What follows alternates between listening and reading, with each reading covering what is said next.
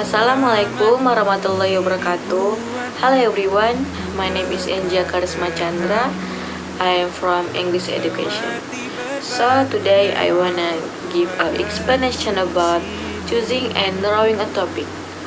Did you know what is choosing and narrowing a topic? Choosing a topic is the first and maybe the most important step of the research and writing process. Sedangkan narrowing topics is important step in research process. A broad general topic make it difficult to find specific, so narrowing down the topic is needed. Terus ada beberapa part dari choosing and narrowing topic, yaitu yang pertama organizing by grouping, second organizing by listing, third clustering, for irrelevancies, and last outlining. Dan yang pertama itu organizing by grouping. Kita jelaskan yang pertama dulu.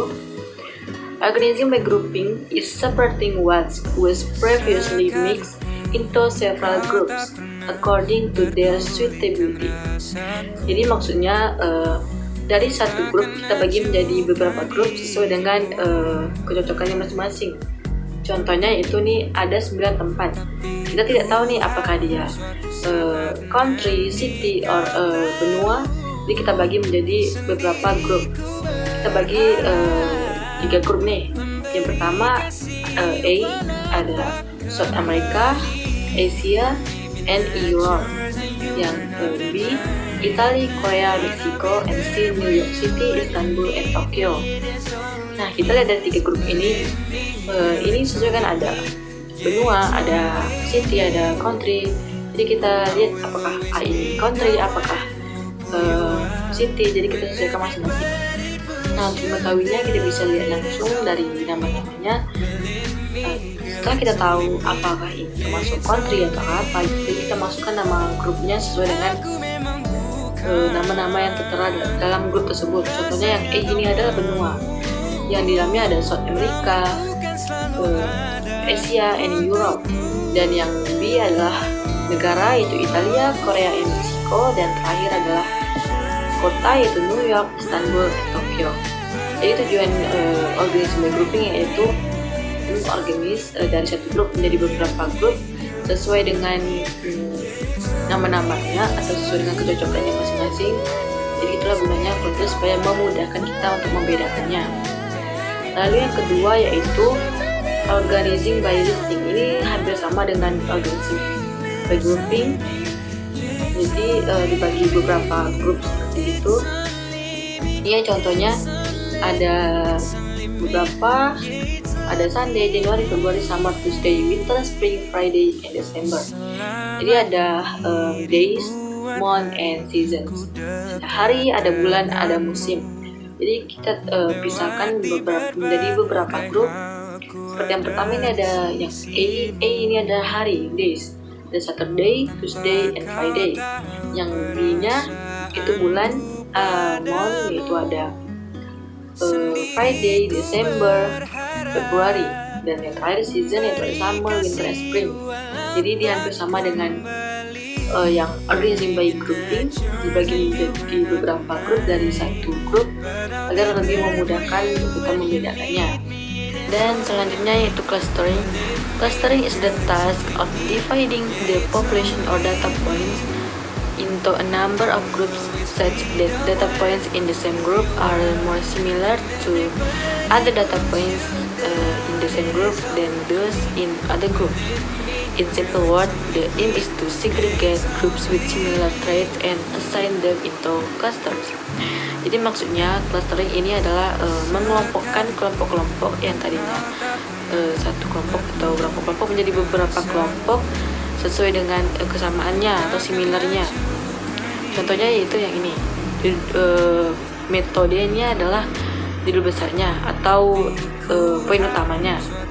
Lalu metode terbagi lagi menjadi berhierarki dan non berhierarki. Lalu berhierarki dibagi lagi menjadi aglomeratif dan divisif. Lalu non berhierarki dibagi lagi menjadi partitioning and graphical. Nah, lalu aglomeratif ini dibagi lagi menjadi satu kelompok sesuai dengan kesamaannya. yaitu dalamnya ada single linkage, complete linkage, upright linkage, and words error sum of squares method.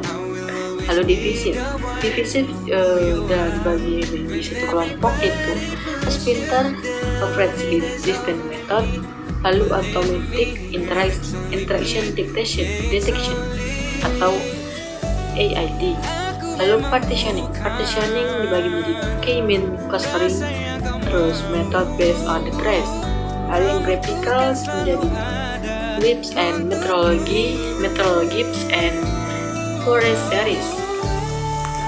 Nah, jadi dari metode menjadi beberapa grup sesuai dengan kesamaannya atau di pengelompokan. Next yaitu irrelevancies. Irrelevancies is something that doesn't fit the topic of the sentence. Jadi irrelevansi ini sesuatu yang tidak ada hubungannya atau tidak mendukung dari topik sentence-nya. Contohnya itu topik sentence-nya food. Ada candy, chicken, plants, and vegetables. Kita lihat di antara 4 ini, di mana yang bukan termasuk atau tidak berkaitan dengan food. Di antara 4 ini yaitu plants tidak ada hubungannya atau tidak mendukung topik sentence-nya yaitu food. Karena plants bukan termasuk dari food, jadi irrelevansinya adalah plant.